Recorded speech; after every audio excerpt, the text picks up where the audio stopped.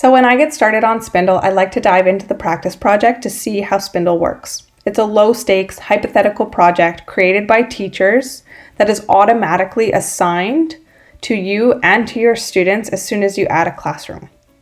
We can see here that projects are broken down into stages and tasks to help students manage their time, stay on track, and move more independently through a project. Stages come with due dates, instructions, media, and files.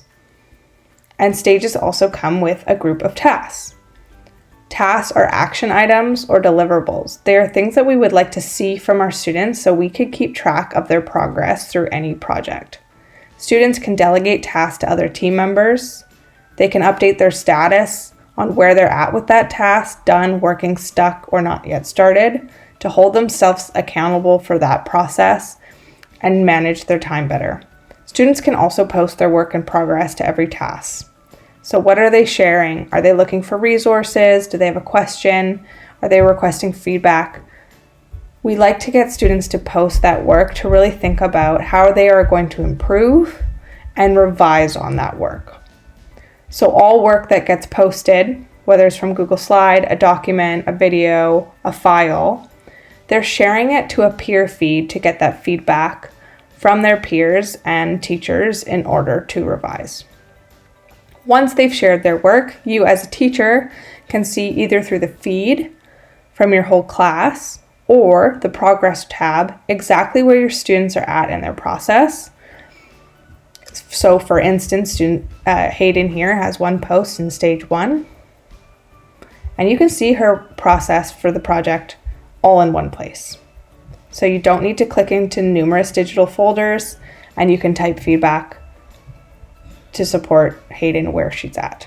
Next, I would go into the Spinndle library. Here, Spinndle teachers have already posted their project designs, so you can see how they write tasks, how they break down projects into manageable stages.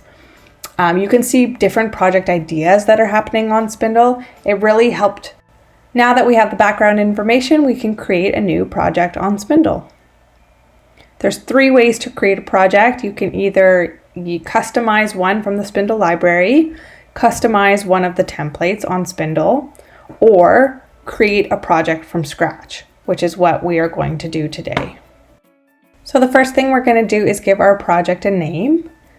This project is going to be called the Introducing Me project, where students have to come up with a creative way to introduce themselves. So if you click on the icon next to the name, you can add an overview, you can edit your title, and you can add any skills that you would like your students to reflect and report on. Then we can begin building out our stages and tasks for the project. So for stage 1, we're going to call it Uncovering My Story. The goal here is for students to come up with a big idea for them to focus on for the rest of their project.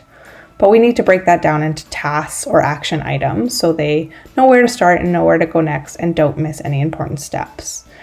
So for task 1, let's get students to come up with a mind map of any goals, curiosities, interests, or things that they're proud of. Share that mind map to the peer feed, get feedback, revise, add to that mind map, and then finally come up with their big idea. What would they like to focus their story on? Again, you can add any details to your stage, so any instructions, due dates, medias, and files to help support and scaffold that stage of the project for students. And then you can begin that process again for stage 2. So for stage 2, I want my students to come up with a proposal. What is their big idea, and what exactly are they going to create to share that big idea with their class?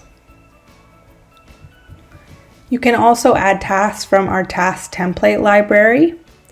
These are interactive templates for students to work through.